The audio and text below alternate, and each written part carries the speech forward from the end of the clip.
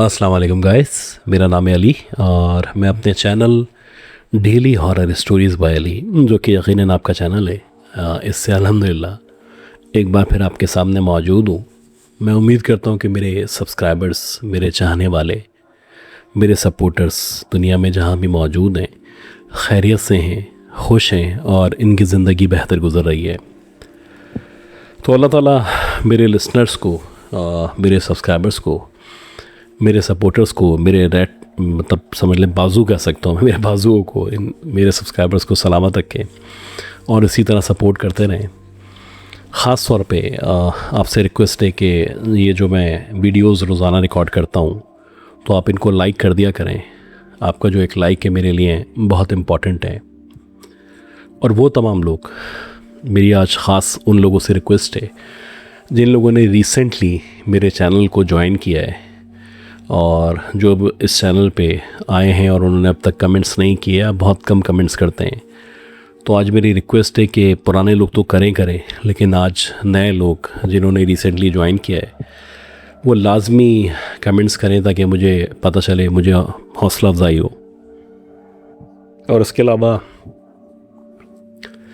अगर आप लोग अपनी स्टोरीज़ को शेयर करना चाहते हैं, जो कि बहुत इम्पॉर्टेंट है, स्टोरीज़ होंगी चैनल चलता रहेगा, स्टोरीज़ नहीं होंगी अल्लाह ना करे मसले होंगे।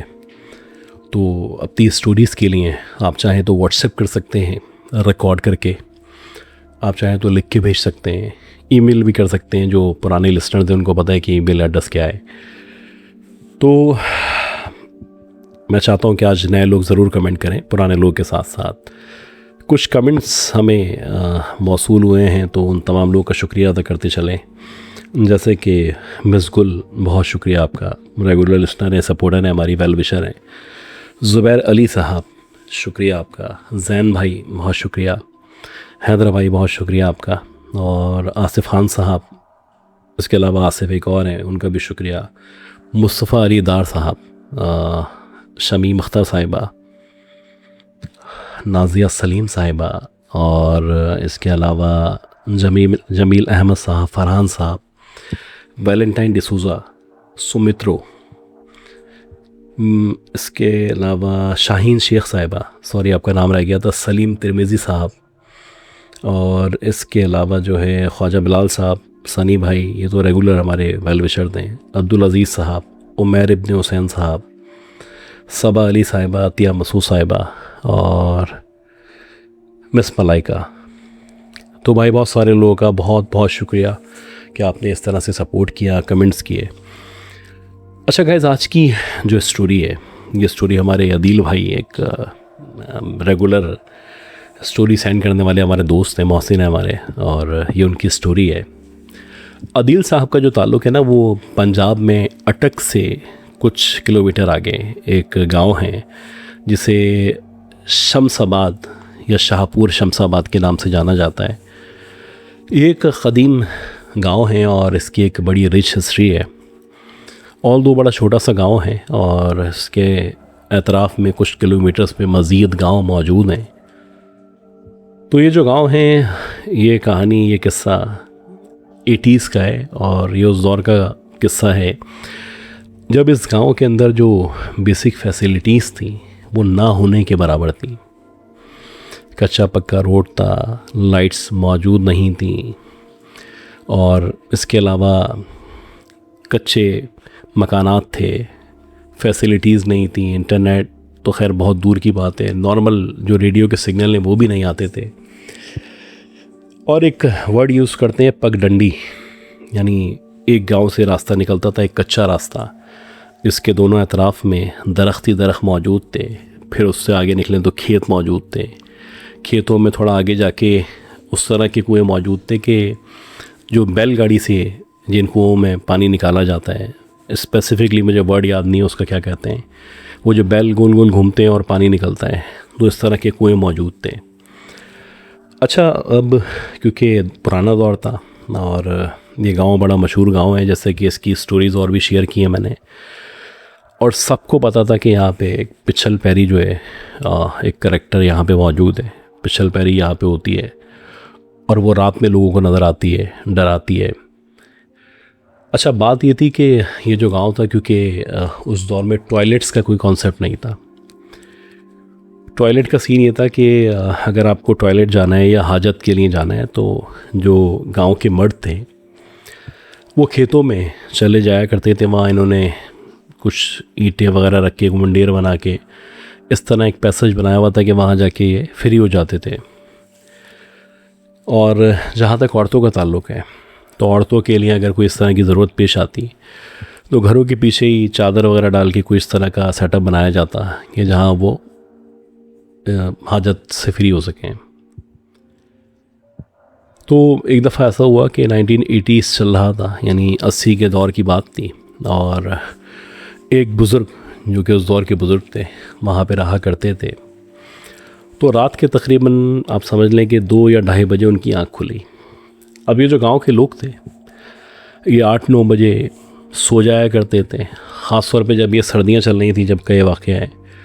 तो शदीद सर्दी में तो तसव्वुर भी नहीं था कि कोई मगरिब के बाद बाहर नज़र भी आएगा। खैर, ये जो बुज़ुर्ग थे इनकी आँख खुली, शदीद सर्दी हो रही थी और इनको हाजत महसूस हुई और बहुत शिद्दत से महसूस हुई, यानी बर्दाश्त से बाहर मामला था।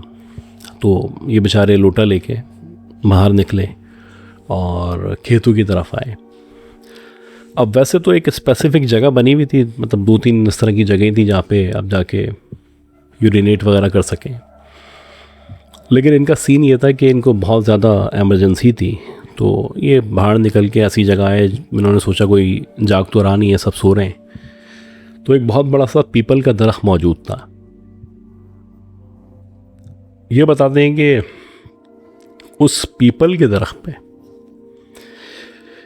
नीचे, यानी उसके बिल्कुल एग्जैक्टली नीचे मैं गया और जाके मैंने यूरिनेट वगैरह किया, मतलब मैं वहाँ पे जाके फ्री हुआ। अब जब मैं फ्री हुआ या मैं फ्री हो रहा था तो मुझे अपने ऊपर ऐसा लगा जैसे कोई मूवमेंट सी है, यानी पेड़ों में से, दरख्त में, शाख में से कोई मूवमेंट सी महसूस हो रही है, जैसे कि ऊपर कोई बिल्ली, कुत्ता, कोई भी इस तरह का जानवर मौजूद है, मे भी कोई इंसान हो। खैर, मैं फ्री हुआ और फ्री उठ के जैसे ही मैं खड़ा होना चाह रहा था तो ऐसा लगा जैसे किसी ने मेरे दोनों जो पाँव हैं उनको ऐसे हाथों से पकड़ लिया है, और लाख कोशिश के बावजूद, बड़ी कोशिश के बावजूद, हिलने जुलने के बावजूद मैं वहाँ से हिल नहीं पा रहा था। मेरे पाँव को जकड़ लिया है, मेरे कंधे पे एकदम से बोझ आ गया, और मैंने जब गर्दन ऐसे करके ऊपर देखी तो एक औरत उस दरख्त की शाख के ऊपर बैठी हुई थी। वैसे ही उसका हुलिया था, गंदे संदे कपड़े थे, बहुत लंबे लंबे बड़े बड़े बाल थे उसके, कर्ली, और वो नीचे लटके हुए थे, और वो शदीद गुस्से में मुझे देख रही थी। ऐसा लग रहा था कि गुस्से की हालत में उसकी जो आंखें हैं वो लाल शोलों या अंगारों में तब्दील हो चुकी हैं। खैर, बमुश्किल मैं खड़ा हुआ और वहाँ से जैसे तैसे भागने की कोशिश की। चलता फिरता, जैसे गिरता पड़ता मैं अपने घर आ गया। अब ये जब अपने घर आए तो घर आते ही इनकी ऐसी हालत हो गई जैसे पूरे जिस्म टूटना शुरू हो चुका है, बुखार चढ़ गया, हालत बुरी हो गई। और इन्होंने अपने बच्चों को, घर वालों को बताया कि भाई ऐसा ऐसा हुआ है कि मैं वहाँ गया था और वहाँ वॉशरूम में जाने की वजह से, और तब मैंने वॉशरूम वगैरह किया वहाँ पे, तो उसके बाद से मेरी ये हालत हुई है। और ऐसे ऐसे मैंने वहाँ पे एक औरत को देखा था। अब सबको अंदाज़ा हो गया कि गलती हुई है। खैर, इन पे पढ़ाई वगैरह की गई, काफ़ी दम दुरूद किया गया, लेकिन देखते देखते 3-4-5 दिन के अंदर इस कदर पतले दुबले हो गए, इस कदर इनकी जिस्म से मतलब सारा पानी निकल गया, ऐसे हो गए जैसे बिल्कुल लकड़ी। और 5-6 दिन के बाद इनका इंतकाल हो गया। अच्छा, जब इनका इंतकाल हुआ और इंतकाल होने के बाद जब गुस्ल दिया जाता है, तो जब इनको गुस्ल दिया गया तो डेफिनेटली कपड़े नहीं होते जिस्म पे। तो पीछे जब चेक किया गया तो इनके जो पीठ थी, पीठ पे ऐसे करके 5 उंगलियों के निशानात थे, और उंगलियां जो थी वो बाकायदा लोग बताया करते थे कि तकरीबन 6-6 इंच की एक उंगली होगी। इतनी लंबी और पतली उंगलियां थी, और ऐसा लग रहा था ऐसे पीठ पे ऐसे करके किसी ने हाथ मारा है। खैर गुस्ल दिया गया। गुस्ल देने के बाद मतलब गुस्ल देने पे तो पता चल गया कि क्या चक्कर था। और वहाँ पे जो भी उस दौर के मौलवी थे या जो भी पढ़ने पढ़ाने वाले थे, उन्होंने सख्ती से पाबंदी लगा दी कि रात में इस पीपल के दरख्त के पास कोई नहीं जाएगा, यानी ख़ास तौर पे हाजत के लिए नहीं जाएगा। क्योंकि इत्तफ़ाक़ है कि जब ये जो बुज़ुर्ग थे ये वहाँ पे हाजत के लिए गए तो वो जो पिछल पैरी थी जो कि मशहूर है इस गांव के अंदर, वो उस दरख्त के ऊपर मौजूद थी। अच्छा, इसी तरह एक और इस स्टोरी के साथ एक और स्टोरी है।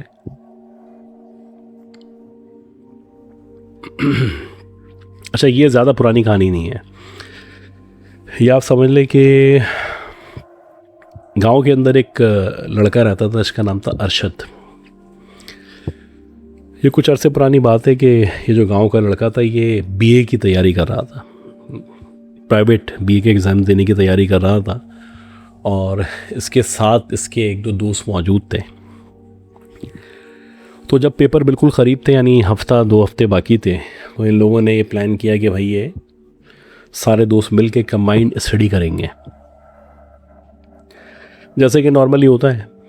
तो इन लोगों ने एक गांव का घर सेलेक्ट किया और उसी घर में किसी एक दोस्त के घर में जाके पढ़ने लगे।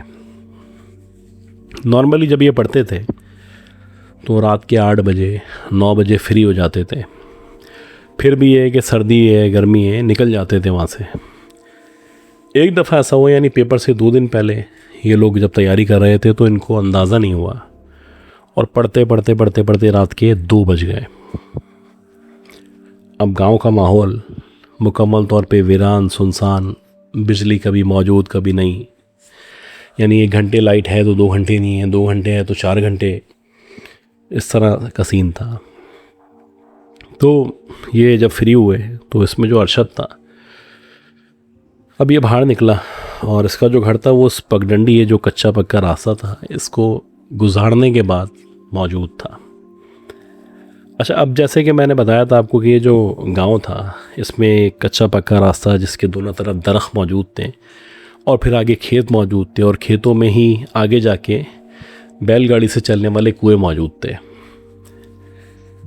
तो अरशद बताता है कि मैं जब उस पगडंडी यानी उस कच्चे पक्के रास्ते पे आया और उस कच्चे पक्के रास्ते से जब मैं आहिस्ता आहिस्ता आगे बढ़ रहा था तो मुझे अपने अतराफ़ से ऐसा लगा जैसे ऐसे करके जो आवाज़ देते हैं, किसी के आवाज़ देने का मुझे महसूस हुआ कि वो इस तरह आवाज़ दे रहा है, मुझे मुखातिब किया जा रहा है। अच्छा, ये जो कुआं होता है इसको चलाने के लिए जो है ना 2 बैल, कभी 1 बैल, कभी कभी 3 बैल भी ऐसे ऐसे गोल गोल घूमते रहते हैं। जब वो घूमते हैं तो वो तेज़ी से पानी निकलता है। ये बताता है कि जब मैंने इन आवाज़ों पे कोई रिस्पॉन्स नहीं किया तो बाकायदा ऐसा लगने लगा कि ये जो बैलगाड़ी वाले कुएं ख़ुद ब खुद चलना शुरू हुए हैं, ऐसा ऐसा करके। पहले ऐसा ऐसा, फिर तेज़, फिर तेज़, फिर बहुत तेज़।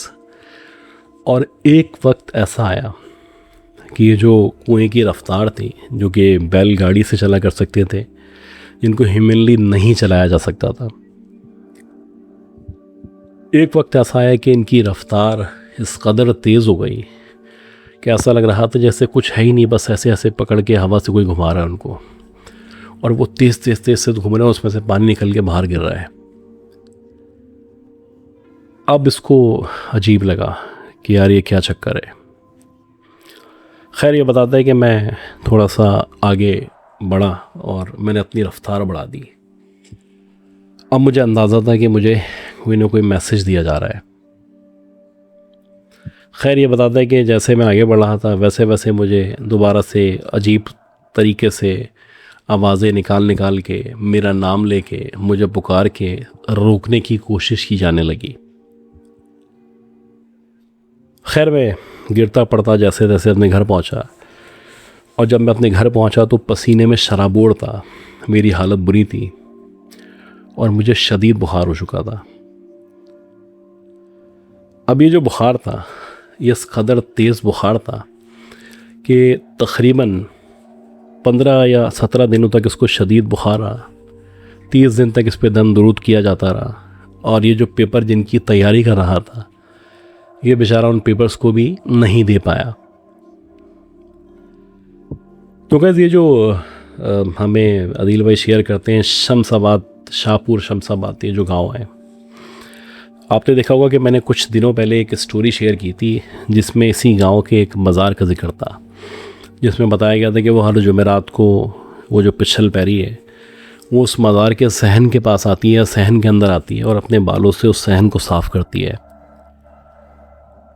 तो पाकिस्तान के अंदर, ख़ास तौर पे पंजाब में, इंटीरियर सिंध के अंदर कुछ इस तरह के मकामात मौजूद हैं जहाँ पे आज भी इस तरह की साइटनिंग होती हैं, इस तरह की मखलूक़ात को देखा जाता है।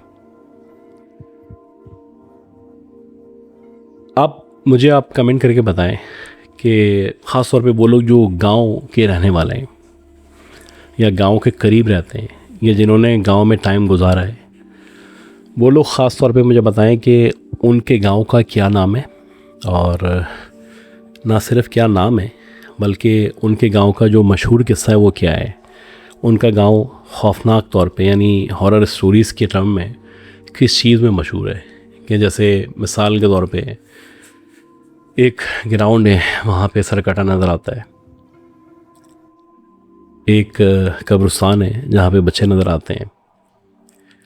तो आपका गांव किस वजह से इस तरह के वाक़यात में मशहूर है, तो ये प्लीज़ शेयर करें। और एक स्टोरी मेरे पास है, थोड़ी सी लंबी स्टोरी है। तो आपने अगर देखा हो कि जो लोग कराची के रहने वाले हैं, तो पीपल्स चौरंगी से जब आप गुलबर्ग की तरफ आते हैं